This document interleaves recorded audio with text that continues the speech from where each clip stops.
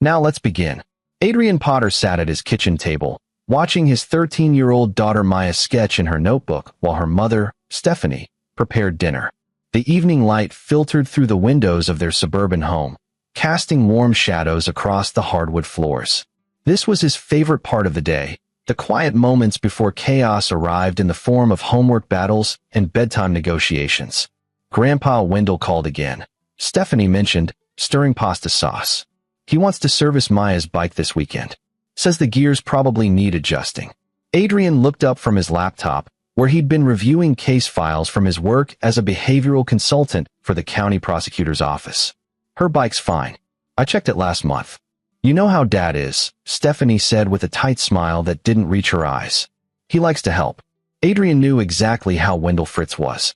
In the 6 years since he'd married Stephanie, he'd watched his father-in-law insert himself into every aspect of their lives with the persistence of a splinter working deeper into skin. The man had opinions about their parenting, their finances, their choice of neighborhood. He showed up unannounced, called multiple times daily, and had a disturbing habit of knowing things he shouldn't, like when they'd be home or what routes they took to work. Stephanie called it caring. Adrian's professional instincts called it something else entirely. It's okay, Mom, Maya said without looking up from her drawing. Grandpa's actually pretty good with bikes. See? Stephanie set plates on the table. It's not a big deal, Adrian.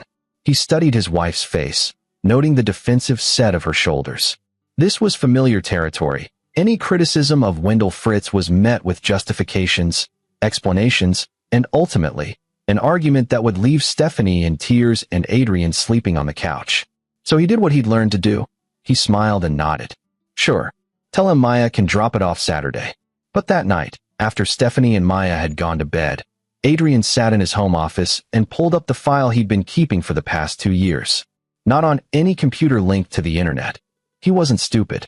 This was on an encrypted external drive that never left his possession. The file was titled WF Pattern Analysis. Page after page documented incidents most people would dismiss as coincidence or fatherly concern. Wendell always seemed to know when Stephanie had a doctor's appointment, even when she hadn't told him. He'd shown up at Maya's school during pickup 3 times when it wasn't his scheduled day, claiming he just had a feeling they might need help. He'd given Stephanie a new phone for her birthday last year, pre-set up and ready to use. When Adrian suggested she transfer her data herself, Wendell had looked at him with cold eyes that promised nothing good. Adrian had worked enough cases involving stalkers, abusers, and predators to recognize the pattern. But patterns weren't proof, and accusing a retired accountant and beloved grandfather of sinister intent based on gut feeling would only make Adrian look paranoid and controlling. Exactly what Wendell would want. So he watched. He documented. And he waited. Saturday arrived with clear skies and Wendell Fritz's silver Toyota Camry pulling into their driveway at precisely 9 a.m. The man was nothing if not punctual. Adrian watched from the living room window as Wendell emerged, 62 years old, average height, thinning gray hair combed carefully over his scalp, wearing khakis and a polo shirt like he was heading to a country club instead of a garage. Grandpa, Maya burst out the front door, wheeling her purple mountain bike. There's my girl. Wendell's face transformed into genuine warmth when he looked at Maya. That was what made this so complicated. Adrian believed Wendell truly loved his granddaughter. But love twisted by the need for control became something toxic, something dangerous. I'll have this back to you tomorrow, sweetheart, Wendell said, loading the bike into his trunk. Good as new. Better than new. Thanks, Grandpa. Maya hugged him, and Adrian felt his jaw tighten. Stephanie appeared beside Adrian, slipping her hand into his. See? He's happy to help. Yeah, Adrian said softly. He always is. After Wendell drove away, Adrian went to his office and made a note of the time, 9:07 a.m., bike removed from premises. Then he went about his Saturday, grocery shopping with Stephanie, Maya's soccer game, dinner at their favorite Mexican place. Normal. Routine. No indication that anything in Adrian Potter's mind had shifted into a different gear entirely. Sunday afternoon, Wendell returned the bike with fanfare, demonstrating the newly adjusted gears and brakes. Maya took it for a test ride around the block, while Wendell accepted Stephanie's offer of coffee and settled into their living room like he owned it. So, Adrian, Wendell said, his tone casual, but his eyes sharp. Stephanie tells me you've been working late a lot. New case? A few, Adrian replied, matching his father-in-law's casual tone. Standard stuff. Must be stressful, dealing with criminals all day. Wendell sipped his coffee. I worry about the influence that might have on you. On the family. I don't work with criminals. I analyze behavioral patterns to help prosecutors build cases. Still, dark work. Wendell's smile didn't waver. Stephanie and Maya need you present, not buried in some sicko's twisted mind. The message was clear. Stay in your lane, Potter. Don't think too hard about things that don't concern you. I'm always present for my family, Adrian said evenly. It's my priority. Of course it is. Wendell set down his cup. That's why I help out when I can. Family takes care of family. Later, after Wendell had left and Stephanie was reading in bed, Adrian found Maya in the garage, examining her bike with a puzzled expression. What's wrong, kiddo? Nothing's wrong. Exactly, she said slowly. It just feels different. Like the weight distribution or something. Does that sound weird? Adrian's pulse quickened, but he kept his voice calm. Not weird at all. Even small adjustments can change how a bike feels. Want me to take a look? Would you? I'm probably just being silly. You're never silly for trusting your instincts, Maya. Remember that. After she went to bed, Adrian spent 2 hours examining every inch of that bicycle. He checked the obvious places first, under the seat, in the handlebar grips, anywhere someone might casually hide something. Nothing. But Maya was right. The bike did feel different. Slightly heavier, balanced oddly toward the rear. He removed the rear wheel and examined the frame with a flashlight. At first, he saw nothing. Then, tucked into the seat tube where it met the bottom bracket, he spotted it. A small black device, no bigger than a matchbox, secured with industrial adhesive. The make and model weren't immediately recognizable, but Adrian knew exactly what it was. A GPS tracker. For several minutes, Adrian sat on the concrete floor of his garage, holding his daughter's bicycle and staring at the device that confirmed every instinct he'd had about Wendell Fritz. The rage that flooded through him was white-hot, but his hands remained steady. Rage was useful only when controlled, channeled into something productive. He could confront Wendell, call the police, tell Stephanie, but Wendell would have explanations, justifications. He was worried about Maya's safety. He'd heard about children being kidnapped. He was just being a concerned grandfather. Stephanie would believe him. She always did. The police might take a report, but what law had been broken? Grandparents tracked grandchildren all the time, didn't they? For their own good? No. Confrontation would accomplish nothing except alerting Wendell that he'd been caught, driving his controlling behavior deeper underground. Adrian removed the tracker carefully and took it to his office. Using tools he'd acquired for various home projects, he examined it thoroughly. Commercial grade, real-time tracking with a dedicated app interface. Battery life of approximately 2 weeks. And password protected, of course. He sat back in his chair, his mind working through scenarios the way he did with case files. Wendell Fritz had crossed a line, but more importantly, he'd revealed himself. The question was, what did Adrian do with that information? The answer came to him with crystalline clarity. He wasn't going to confront Wendell. He was going to teach him a lesson the man would never forget. But it required patience, planning, and a willingness to engage in psychological warfare against a man who'd been playing these games for decades. Adrian Potter had made a career of understanding how predators thought. Now he was going to use that knowledge to protect his family. He left the tracker on his desk and went to bed, lying beside Stephanie in the darkness. She stirred when he slipped under the covers. "Everything okay?" she mumbled. "Perfect," he whispered. "Go back to sleep." But Adrian didn't sleep. He stared at the ceiling, building his strategy piece by piece. Monday morning arrived with its usual chaos of breakfast, lunch packing, and the rush to get Maya to school on time. Adrian kissed Stephanie goodbye, dropped Maya at school, and drove to his office in the county administration building. But his mind wasn't on the sexual assault case waiting for his analysis. It was on a tracking device currently sitting in his locked desk drawer at home. During his lunch break, Adrian visited a colleague in the county's IT forensics department. Barry Burns was a specialist in digital evidence recovery, a heavy-set man with a genius-level IQ and a collection of vintage arcade machines that filled his basement. "Adrian, please tell me you've got something more interesting than another phone dump," Barry said, spinning in his chair to face him. "Actually, I need some information. Purely hypothetical. Oh, this should be good. Barry grinned. Hypothetically shoot. If someone wanted to track a GPS device without the device owner knowing they'd accessed it, could they do that? Barry's eyes lit up with the enthusiasm of someone being asked about their obsession. Depends on the device. Most commercial trackers use cloud-based platforms with mobile apps. If you had physical access to the device, you could pull the SIM card info, figure out the service provider, and potentially access the account if you knew the credentials. Or, he paused dramatically, you could clone the device's signal and mirror its data to a separate monitoring system. Way more elegant. How hard would that be? For me? 15 minutes. For a normal person? Impossible without the right equipment. Barry leaned forward. Why? You got something hinky going on. Like I said, hypothetical. Adrian smiled. But if I did have something, could you help? Strictly off the books. Barry studied him for a long moment. They'd worked together for 3 years, and Adrian had never asked for anything that bent the rules. You're one of the good guys, Adrian. If you're asking, there's a reason. Bring me what you've got.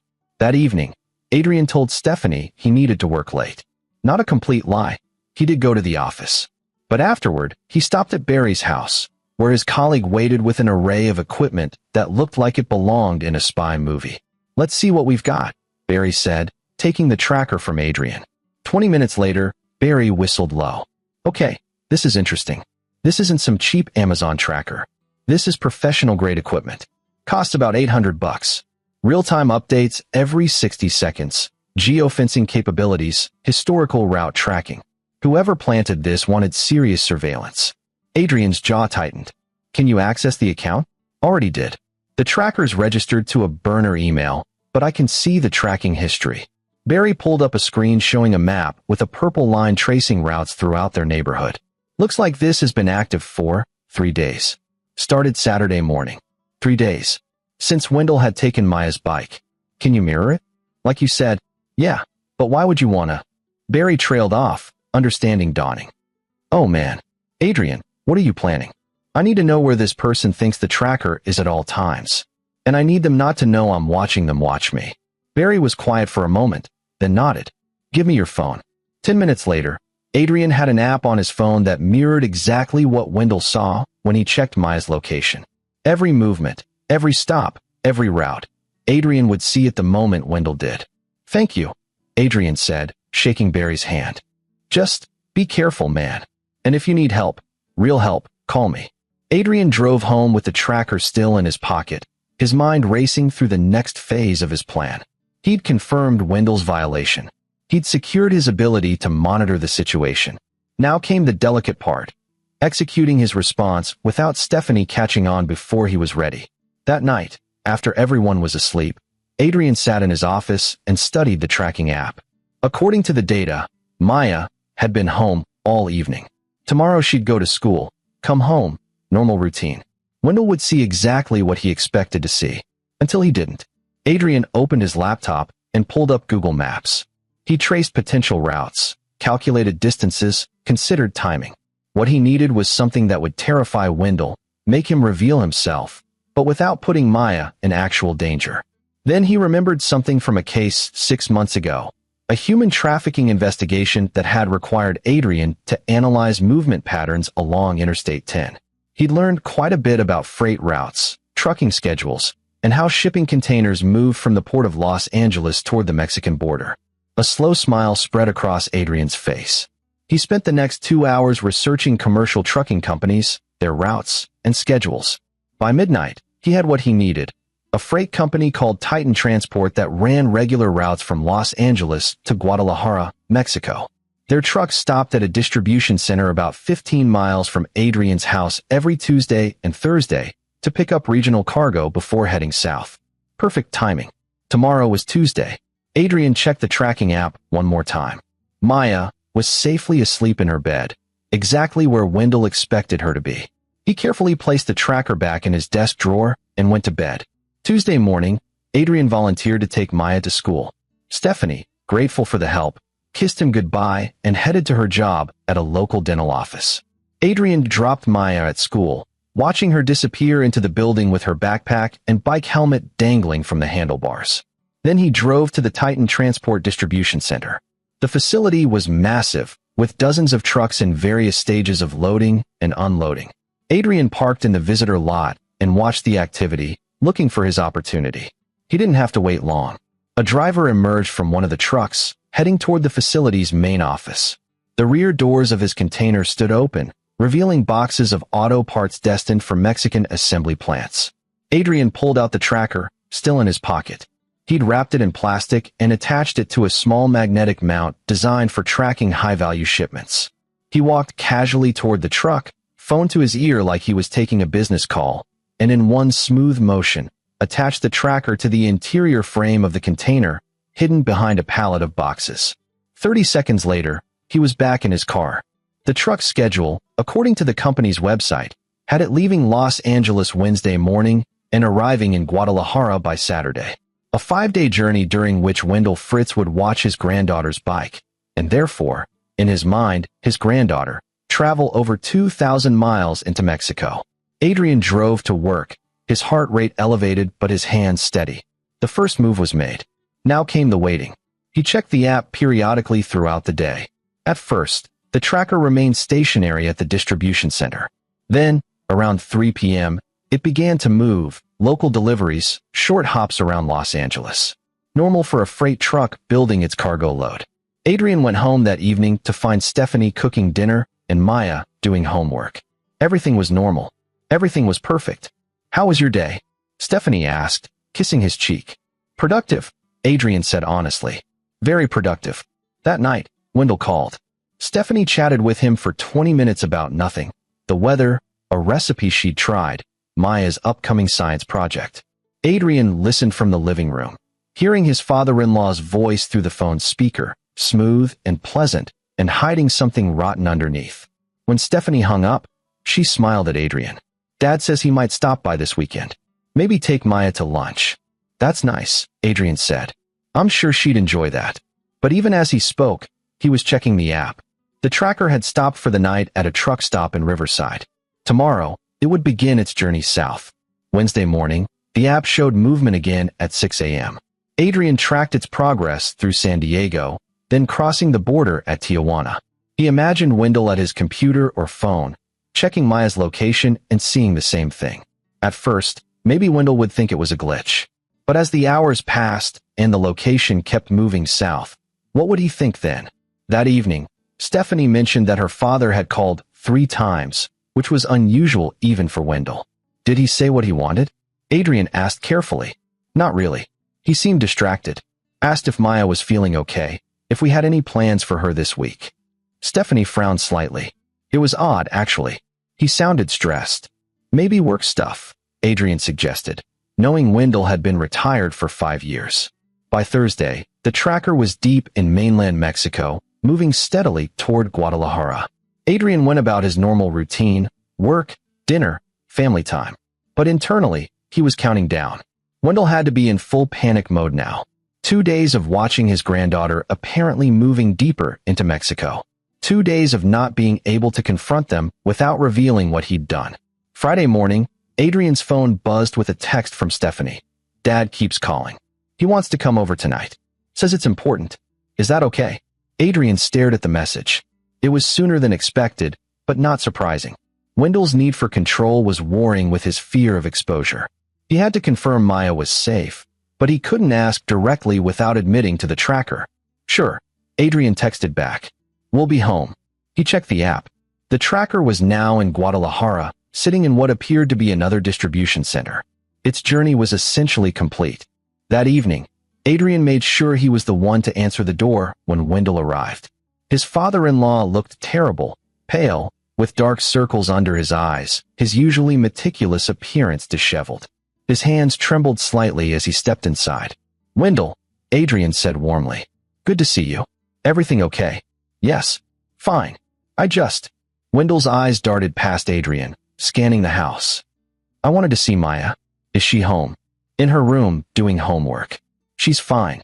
The relief that crossed Wendell's face was visible, followed immediately by confusion. If Maya was home, then why was the tracker in Mexico? And her bike? Wendell asked before he could stop himself. Adrian's expression didn't change, but internally, he was smiling. "Her bike? It's in the garage. What? No reason. I just wanted to make sure the repairs held up. They're perfect. Maya loves it. Come on in. I'll get you some coffee. Adrian led Wendell to the living room, where Stephanie greeted her father with concern. Dad, you look awful. Are you feeling okay? I'm fine, honey. Just tired. But Wendell's eyes kept moving to the hallway, toward Maya's room, like he needed physical confirmation she was really there. I'll get Maya, Adrian said, walking calmly down the hall. His daughter appeared moments later, bouncing into the living room with the energy of a teenager who'd been cooped up with homework. Grandpa, are you here for dinner? Wendell pulled Maya into a tight hug, his eyes closing with what looked like genuine relief. Adrian watched the display and felt nothing but cold calculation. This man had put a tracker on a 13-year-old girl's bicycle. Whatever twisted justification lived in Wendell's mind, the violation remained. How's school, sweetheart? Wendell asked, his voice strained. Boring, but I aced my math test. Maya pulled away, oblivious to her grandfather's distress. Want to see what I'm working on? It's a project about ocean currents. Maybe later, Wendell said. I need to talk to your mom and dad for a minute. Maya shrugged and disappeared back down the hall. Stephanie looked at her father with growing concern. Dad, seriously, what's going on? You're scaring me. Wendell opened his mouth, closed it, then seemed to make a decision. I need to check something. In the garage. The garage. Stephanie looked at Adrian, confused. It's fine, Adrian said smoothly. Let's all go. He led them through the kitchen to the garage, where Maya's purple bike stood propped against the wall. Wendell went straight to it, his hands running over the frame with trembling fingers. He checked the seat tube, the exact spot where he'd hidden the tracker. Nothing. What are you looking for, Dad? Stephanie asked. Wendell straightened slowly, his face ashen. He looked at Adrian, and for the first time, real fear showed in his eyes. Because he understood now. The tracker was gone, had been gone, and Adrian had known exactly where to find it. We should talk, Adrian said quietly. Alone. Stephanie looked between them, sensing the sudden tension. What's going on? Give us a minute, Steph, Adrian said, his voice gentle but firm. Please. She hesitated, then left the garage, though Adrian could see her shadow in the kitchen doorway. She wouldn't go far. Adrian turned to Wendell, and the mask he'd been wearing for years dropped away. You want to explain why you put a GPS tracker on my daughter's bicycle? Wendell's mouth opened and closed soundlessly. Or should I explain it for you? Adrian continued, his voice dangerously soft. You've been tracking her for 3 days. Watching her go to school, come home, everywhere she goes. Except for the last few days, you've been watching that tracker travel to Mexico. Must have been terrifying, watching your granddaughter apparently disappear into a foreign country. Where is it? Wendell's voice was barely a whisper. On a freight truck that's currently unloading auto parts in Guadalajara. I found your tracker Sunday night, Wendell. I removed it and attached it to something that would teach you a lesson. You had no right. I had no right. Adrian's laugh was harsh. You planted a surveillance device on a child's bicycle, and I'm the one who crossed a line? I was protecting her. Wendell's voice rose, desperate. You don't understand. The world is dangerous. I needed to know she was safe. You needed to control her. There's a difference. You can't prove anything. It's your word against mine. Adrian pulled out his phone and showed Wendell the mirrored app. I can prove everything. I have your tracking account, your login information, the complete history of everywhere you've monitored. 3 days on Maya's bike, but I'm betting if I dig deeper, I'll find more. Stephanie's phone, maybe? Her car? How long have you been watching us, Wendell? The color drained from Wendell's face completely. Here's what's going to happen, Adrian said, stepping closer. You're going to leave my house. You're going to delete your tracking account and never attempt to surveil my family again. And you're going to get help for whatever compulsion makes you think this is acceptable behavior. Stephanie will never believe you. She'll think you're trying to turn her against me. Maybe. Or maybe I show her the evidence. Let her decide if dear old dad has her best interests at heart. Adrian's smile was cold. But honestly, I don't think you want her to know. Because if she knew what you've been doing, she'd finally see you for what you are. Wendell's hands clenched into fists. For a moment, Adrian thought the older man might actually take a swing at him. He almost hoped he would. It would make everything so much simpler. But Wendell just stood there, shaking with rage and fear, and something else Adrian recognized from his work, the desperate anger of a predator whose hunting ground had been compromised. "This isn't over," Wendell said finally. "Yes," Adrian replied. "It is." He turned and walked back into the house, leaving Wendell alone in the garage with his daughter's bike and the crushing weight of exposure. A moment later, he heard the side door open and close, then the sound of Wendell's car starting. Stephanie appeared immediately, her face tight with worry. "Adrian, what the hell was that?" "We need to talk," he said. "But first, let me check on Maya." His daughter was back in her room, headphones on, completely absorbed in her project, unaware that she'd been at the center of a psychological war between her father and grandfather. That was how it should be, Adrian thought. Children should be protected from the darkness adults created. He returned to the living room, where Stephanie waited with her arms crossed. "Talk," she demanded. Adrian sat down and pulled out his phone. 3 days ago, your father returned Maya's bike after servicing it. Maya mentioned it felt different. I checked it and found this." He showed her photos he'd taken of the tracker still attached to the bike frame. Stephanie's face went white. That's not." She couldn't finish the sentence. "A GPS tracker. Professional grade. I found it Sunday night. Instead of confronting your father, I removed it and attached it to a freight truck heading to Mexico. For 3 days, he's been watching what he thought was Maya traveling further and further from home. That's why he showed up tonight looking like he'd seen a ghost." Stephanie sank onto the couch, her hands shaking. "No, Dad wouldn't. He couldn't. He admitted it, Steph. In the garage. He said he was protecting her. Oh God." Tears spilled down her face. "Oh God, Adrian." He moved to sit beside her, pulling her into his arms. "I know this is hard." "How long?" she whispered. "How long have you suspected?" "Years," he admitted. "Little things. The way he always knew where you'd been. The phone he gave you. How he shows up at exactly the right moment. I've been documenting it, but I never had proof until now." Stephanie pulled away, wiping her eyes. "Why didn't you tell me?" "Because you love him. Because every time I tried to suggest something was off, you defended him. I needed proof, something undeniable." She was quiet for a long moment, processing.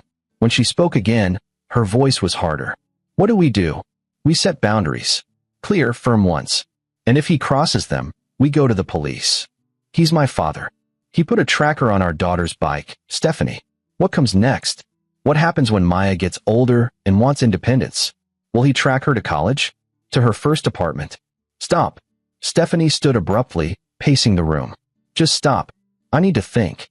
Adrian let her pace, watching as his wife grappled with the reality of who her father truly was. It was a painful process, one he wished he could spare her. But protecting Maya meant not sparing anyone, including Stephanie's feelings. Finally, she turned to him. "I need to talk to my mother. Alone." "Okay. And you don't contact my father?" "Not yet. I handle this my way." Adrian hesitated, then nodded. 48 hours. Then we decide together what happens next. Stephanie called her mother that night. Adrian heard pieces of the conversation through the bedroom door. Rosie's shocked denial, Stephanie's tearful insistence, the sound of his wife's world shifting under her feet. When she finally emerged, her eyes were red but her expression was determined. "Mom wants to meet tomorrow.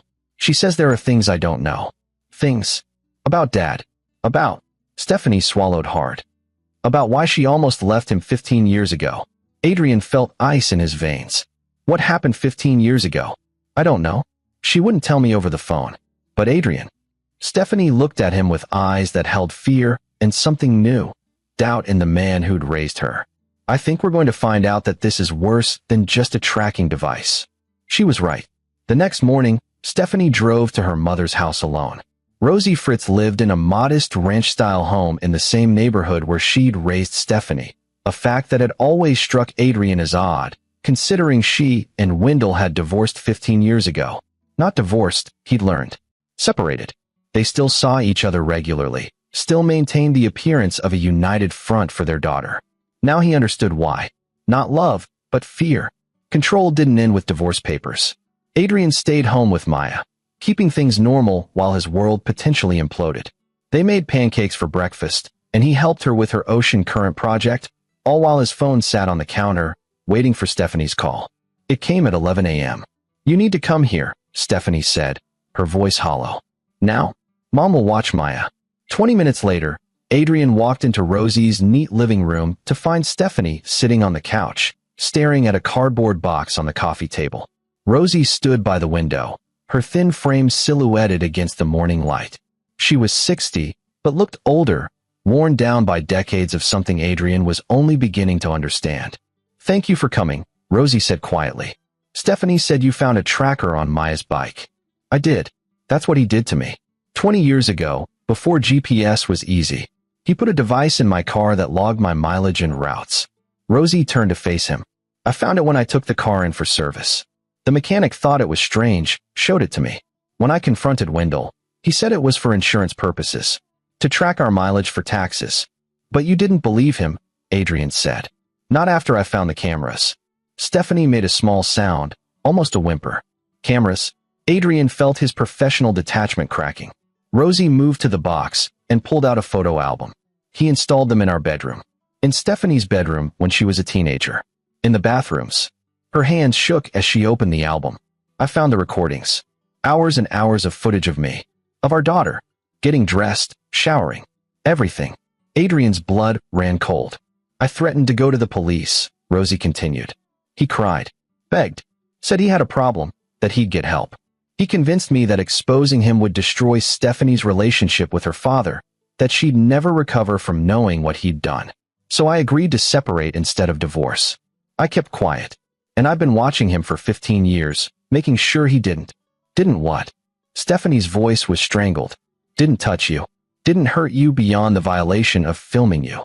Rosie's eyes filled with tears. "I failed. I should have turned him in. I should have protected you properly. Instead, I convinced myself that as long as I was watching, as long as he knew I knew, he'd control himself." "Oh my God." Stephanie stood abruptly, her face greenish. "I'm going to be sick." She ran to the bathroom. Adrian heard retching sounds. He looked at Rosie, this woman who'd spent 15 years in a prison of her own making, and felt overwhelming sadness. "The recordings," he said. "Do you still have them?" "I destroyed them. I couldn't keep that filth in my house." "But you have proof? Of the cameras? Documentation?" "Some." Rosie pulled papers from the box. Receipts for the equipment. Emails to a therapist he never actually saw. My journal from that time. Adrian took the papers, his mind already cataloging evidence, building a case. "This is good. This is enough." "Enough for what?" "To make sure he never comes near Maya again. Near any of you." Stephanie returned, wiping her mouth, her eyes blazing with something Adrian had never seen before, rage. "I want him arrested." "Honey," Rosie started. "No, don't honey me, Mom. He filmed me. A child. His own daughter. And you protected him. I was trying to protect you from the truth. You were protecting yourself from consequences." Stephanie's voice rose. "All these years, acting like he was just a concerned father. All those visits, those calls. I defended him to Adrian. I made excuses for him. And you knew. You knew what he was." Rosie's face crumpled. "I'm sorry. I'm so sorry." Adrian stepped between them before the confrontation could escalate. "We deal with Wendell first. Then you two can work out the rest. But right now, I need to know everything.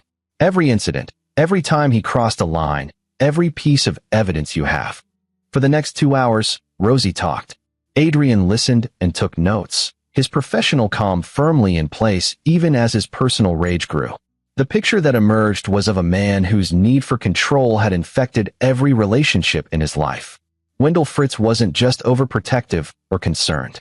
He was a predator who'd learned to disguise his compulsions as care. The recordings Rosie described went beyond simple surveillance. Wendell had categorized them, labeled them, kept them organized like a collection. When Rosie discovered them, she'd also found online accounts where he'd apparently shared some of the footage, never showing faces, he'd claimed, just anonymous content for people with similar interests. Similar interests. The term made Adrian's skin crawl. "Why didn't the therapist report him?" Adrian asked. "He never actually went. He'd make the appointments, then cancel. He showed me the emails to make me think he was getting help, but it was all performance." Rosie looked at her hands. "I was so desperate to believe he could change." By the time they finished, Adrian had a clear picture of what needed to happen next. And it didn't involve giving Wendell Fritz any more chances. "Here's the plan," he said. "Rosie, you're going to write a statement detailing everything you told me. Include dates, times, anything you remember. Stephanie, You're going to document every instance of your father's controlling behavior you can recall. Every unexpected visit. Every time he knew something he shouldn't. I'm going to compile the evidence and take it to someone I trust in law enforcement. What about Maya? Stephanie asked. We need to make sure she's safe. She is safe. She doesn't leave our sight. And if Wendell tries to contact her, we document it. He'll know we're building a case against him, Rosie said nervously. Good. Let him know. Let him spend his nights wondering when the knock on his door is coming. Adrian's voice was cold. He put my daughter through 3 days of hell thinking she'd been taken to Mexico. Now it's his turn. That evening, Adrian made a call to a detective he'd worked with on multiple cases, Victor Martin, a 20-year veteran of the sex crimes unit who'd seen the worst humanity had to offer and still managed to maintain his faith in the system. Adrian, Victor answered on the second ring. What's up? I need advice. Personal matter. Victor's tone immediately shifted. Talk to me. Adrian laid it out. The tracker, the historical recordings, the pattern of behavior spanning 20 years. Victor listened without interrupting, and when Adrian finished, he was quiet for a long moment. Jesus, Victor finally said. This is bad, Adrian. But it's also old. The recordings were destroyed. The statute of limitations on filming a minor is 7 years in this state. Unless we can prove he's currently engaging in similar behavior. The tracker on Maya's bike is current. It's also something a lawyer could argue was misguided concern. We need more. Then help me get more? Legally. You want to build a case. I want to protect my daughter. And make sure Wendell Fritz can't do this to anyone else. Victor exhaled slowly. Okay, here's what we do. You file for a restraining order based on the tracking device. You cite the historical behavior your mother-in-law documented as establishing a pattern. That gets us court involvement, gets it on record. Meanwhile, I make some calls, see if there are other complaints about Wendell Fritz we don't know about. Other complaints? Guys like this don't usually limit themselves to one victim, Adrian. You know that. He did know that. And the thought of what Victor might uncover made his stomach turn. Over the next week, Adrian executed his plan with precision. He filed for a restraining order, using the tracker evidence and Rosie's written statement. Wendell received the papers at his home, delivered by a process server who reported that the man had gone sheet white upon reading them. The court date was set for 3 weeks out. In the meantime, Adrian continued working with Victor, who'd indeed found other concerning information. 2 complaints from neighbors over the years about Wendell's cameras, dismissed as disputes over property lines. A report from a teacher at Maya's school from 3 years ago about Wendell showing up during lunch without checking in at the office, claiming he'd wanted to surprise his granddaughter. Each piece of evidence was small on its own. Together, they painted a picture of a man whose boundaries had been eroding for decades. But Wendell wasn't going quietly. For days after receiving the restraining order papers, Stephanie received a letter. No return address, but they both knew who it was from. Dear Stephanie, I don't know what your husband has told you, but you must know that everything I've done has been out of love. A father's love for his daughter. A grandfather's love for his granddaughter. The world is full of dangers, and I've only ever tried to keep you safe. Adrian is manipulating you. He's turned your mother against me with lies, and now he's trying to turn you too. I'm your father. I changed your diapers. I taught you to ride a bike. I've been there for every important moment of your life. Don't let him take that away from us. Don't let him poison our family with his paranoid delusions. Please, baby girl, talk to me. Let me explain. Love always, Dad. Stephanie read the letter once, then handed it to Adrian without a word. He scanned it quickly, noting the manipulation tactics, appeals to emotion, gaslighting, attempts to drive a wedge between them. He's scared, Adrian said. Good. It's strange, Stephanie said softly. Reading that letter, I can hear his voice. I can see his face when he calls me baby girl. And I feel nothing. Like someone turned off a switch in my head. That's not nothing. That's clarity. She looked at him, and for the first time since this nightmare began, she smiled. You know what? I'm glad you found that tracker. I'm glad this is happening now, before he could do worse. Does that make me a terrible daughter? It makes you a good mother. The restraining order hearing arrived with spring rain and gray skies. Adrian, Stephanie, and Rosie sat on one side of the courtroom.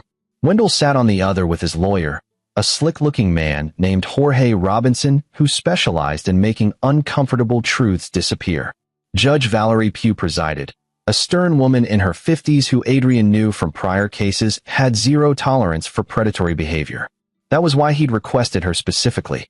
Robinson argued that Wendell's actions were those of a concerned grandfather, that the tracking device was a regrettable overreach, motivated by news reports of child abductions, that Adrian Potter was overreacting and attempting to alienate a loving father from his family. Then it was Adrian's turn. He presented the evidence methodically. The tracker, the documented pattern of surveillance, Rosie's statement about the historical cameras, the school complaint, the neighbor reports. He painted a picture not of a concerned grandfather, but of a man with a compulsion to control and surveil those he claimed to love. Robinson tried to object, claiming the historical incidents were prejudicial and unproven. Judge Pugh silenced him with a look. "Mr. Fritz," she said, addressing Wendell directly, "do you deny installing a GPS tracker on your granddaughter's bicycle without her parents' knowledge or consent?" Wendell stood, his lawyer whispering urgently in his ear. "Your Honor, I was concerned for her safety. That's not what I asked. Did you or did you not place the device?" "I did, but thank you. You may sit." Judge Pugh reviewed the evidence again, then looked at Wendell with barely concealed disgust. "Mr. Fritz, the court finds that you have engaged in a pattern of invasive surveillance that constitutes harassment and poses a potential threat to the minor child in question. I am granting the restraining order. You are to have no contact with Maya Potter, directly or indirectly. No calls, no texts, no emails, no showing up at her school or home. You are to remain at least 500 yards from her at all times." "Your Honor, please," Robinson started. "I'm not finished. Furthermore, I am recommending that this case be reviewed by the District Attorney's Office for potential criminal charges related to the surveillance of a minor. Mr. Potter, you and your family should expect contact from that office." Wendell's face had gone from pale to red. "This is insane. She's my granddaughter. She is a child who deserves to feel safe. This hearing is concluded." The gavel fell. Adrian felt Stephanie's hand squeeze his.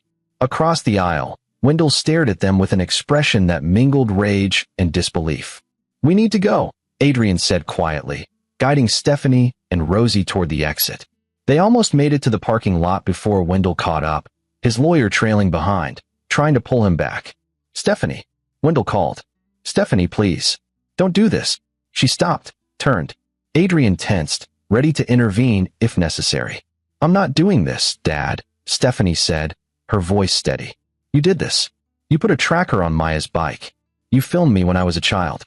You've spent my entire life treating me like property instead of a person.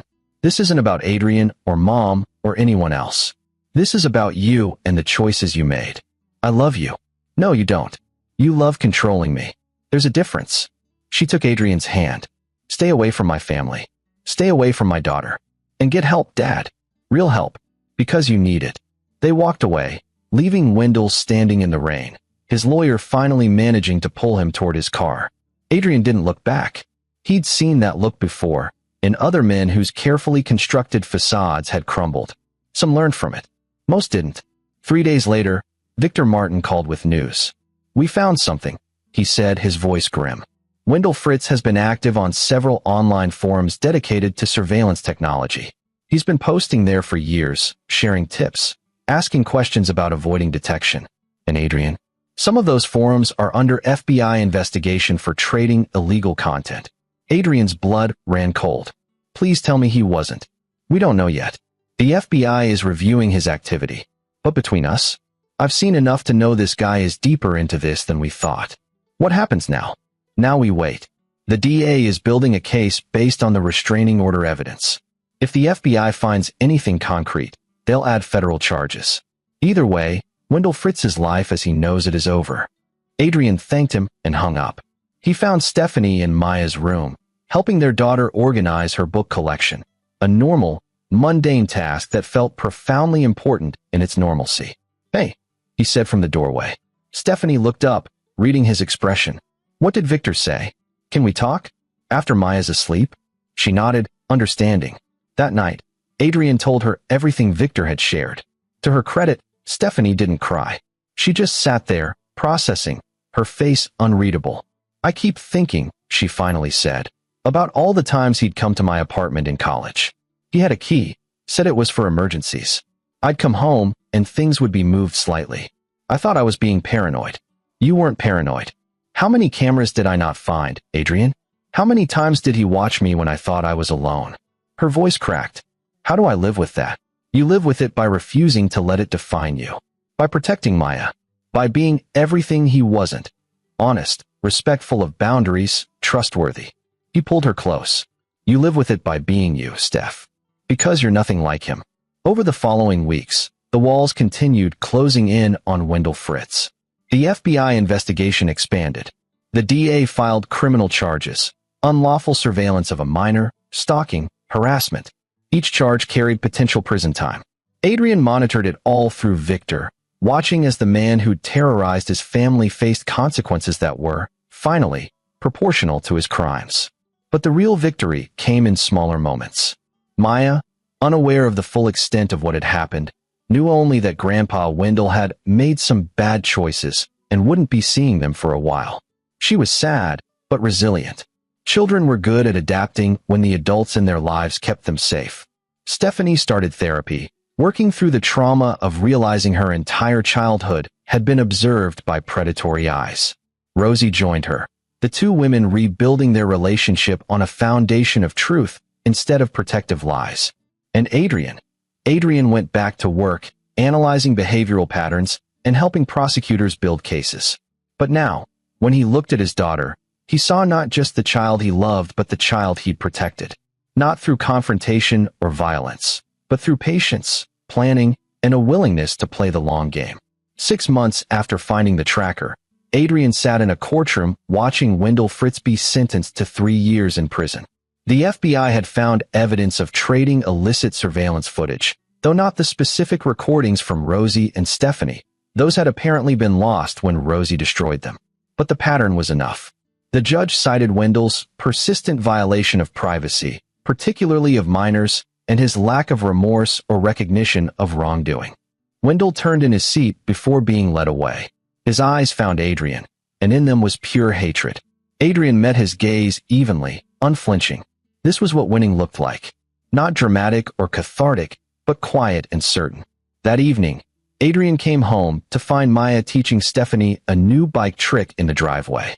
The purple mountain bike, now checked and rechecked to ensure no additional devices, gleamed in the late afternoon sun. Dad, Maya called. Watch this. He watched as she executed a perfect wheelie, her mother clapping and cheering. Simple, normal, safe, nice. Adrian called back.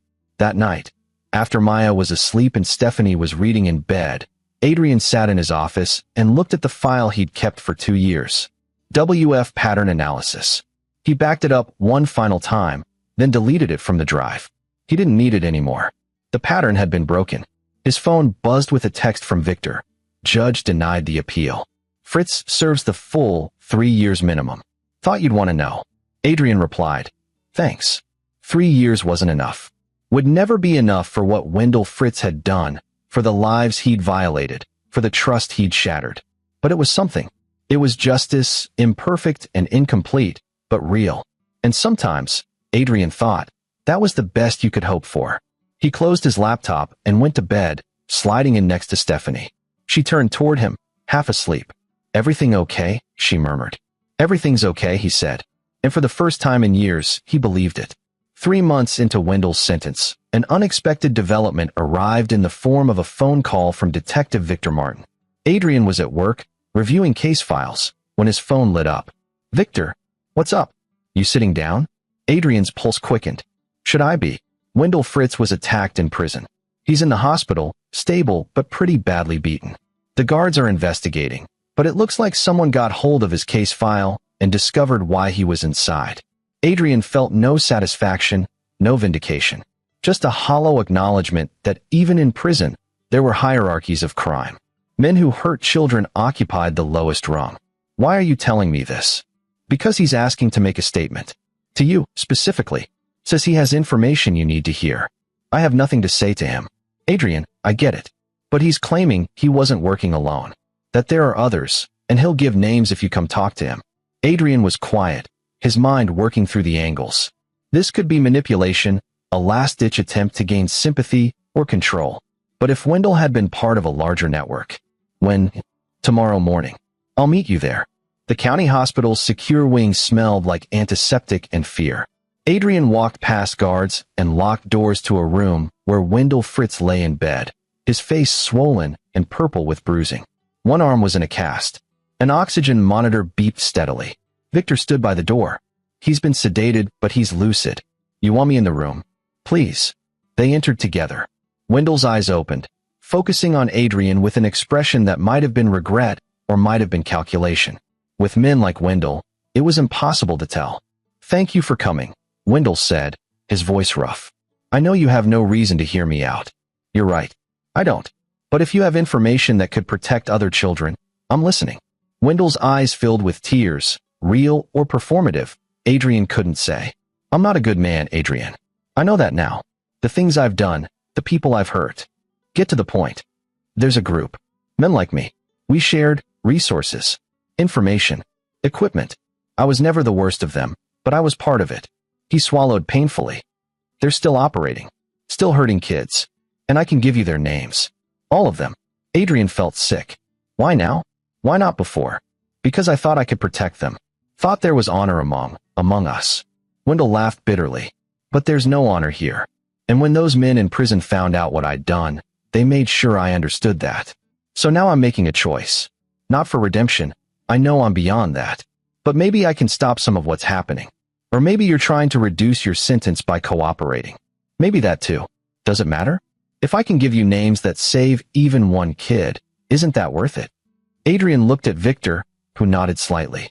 Whatever Wendell's motives, if he had legitimate information about a network of predators, they had to pursue it. I'll need everything, Adrian said. Names, locations, how you communicated, what kind of content was shared. And Wendell? If you're lying, if this is some kind of game, I will make sure you never see daylight again. I'm not lying. Over the next hour, Wendell detailed a network that made Adrian's skin crawl. 12 men, ranging from a school administrator to a youth pastor to a pediatrician, all connected through encrypted forums where they traded surveillance tactics and footage. Wendell had been a peripheral member. He'd shared tips, but never, he claimed, actual footage of identifiable victims. I deleted everything after Rosie found it, he said. I was ashamed. But the others, they're still collecting. Still recording. Victor took detailed notes. Adrian listened, his professional detachment firmly in place. Even as part of him wanted to put his hands around Wendell's throat and squeeze. When they finished, Adrian stood to leave. Wendell called out, Adrian, wait. He turned. What? Tell Stephanie. Tell her I'm sorry. Tell her I love her, even if she can't believe that anymore. I'm not your messenger, Wendell. If you want to say something to your daughter, write a letter. She can decide if she wants to read it. Adrian paused at the door. And for what it's worth, I don't think you're capable of love. I think you're capable of possession, control, obsession. But love requires seeing someone as a whole person, not a thing to be monitored and owned. You never learned that lesson. He left without looking back. The information Wendell provided led to the largest child exploitation ring bust in the county's history. All 12 men were arrested within a week. The investigation uncovered thousands of images and videos, dozens of victims, and a network that had been operating for over a decade. Adrian's name was kept out of the press, but he received personal thanks from the FBI agent who'd led the operation, a woman named Cassie Sharp who'd spent 15 years fighting these battles. Your father-in-law might be a monster, she said over the phone, but the information he gave us potentially saved a lot of kids. I know that doesn't erase what he did to your family. No, Adrian agreed. It doesn't. That evening, he told Stephanie about the meeting, about what Wendell had revealed. She listened without speaking, her face pale. So he was part of something bigger, she said finally. He was. Does that make what he did better or worse? I don't know. Worse maybe. Because it means he had support, validation from others who thought like he did. Or better, because without that network, maybe he wouldn't have gone as far as he did. Stephanie shook her head. I don't want to think about it anymore. I just want to focus on Maya, on us, on moving forward. Then that's what we do. But moving forward proved more complicated than simply willing it so. Maya started having nightmares, though she couldn't explain what they were about.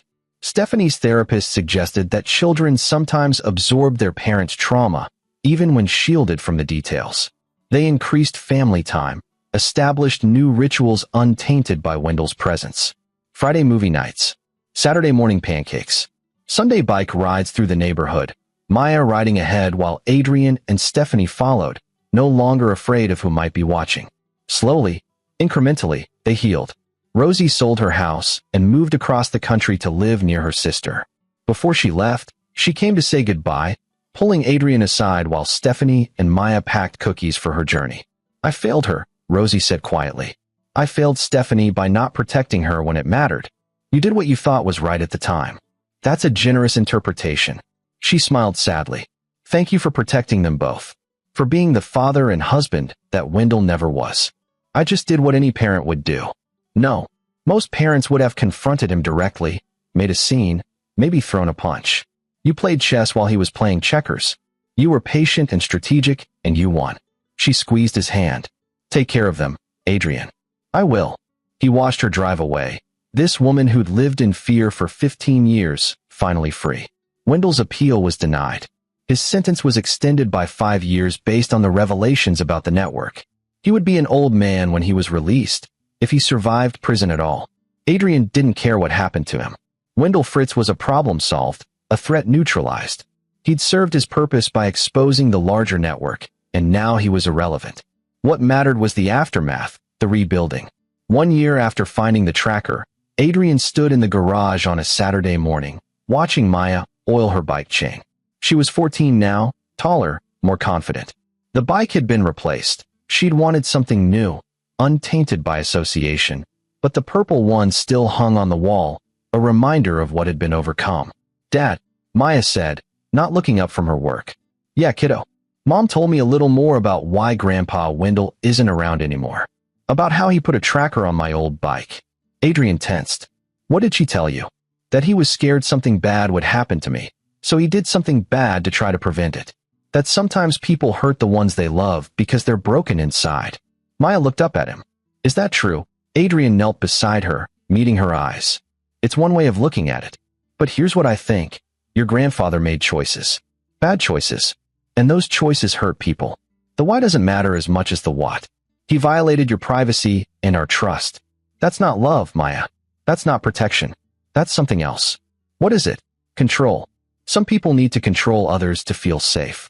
And when you grow up with that, you might think it's normal. You might even do it to others without realizing it."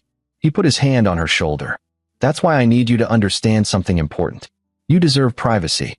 You deserve trust. And if anyone ever makes you feel like you don't, you come to me." Okay. She paused. "Do you think I'm like him? Grandpa Wendell?" "No," Adrian said firmly. "You're like your mom, strong, kind, resilient. And you're like me too, I hope. We both believe in respecting boundaries, in trusting people we love. That's the opposite of what your grandfather was." Maya nodded slowly, processing. Then she went back to her bike chain, the conversation apparently complete in her mind, if not his. That night, lying in bed, Stephanie turned to him. "Maya asked me about Dad today." "I know. She asked me to. I tried to be honest without being graphic. Was that right?" "I think so. She's old enough to know some of the truth. And better she hear it from us than piece it together on her own later." "Do you think we did the right thing? Going after him so hard?" Adrian considered the question seriously. "I think we did the necessary thing. Whether it was right, I guess that depends on your definition. Was it legal? Mostly. Was it ethical? I believe so. Was it justified? Absolutely. No doubts. None. He put a tracker on our daughter's bike, Steph. Who knows what he would have done next if we hadn't stopped him?" She was quiet for a moment. "Thank you." "For what?"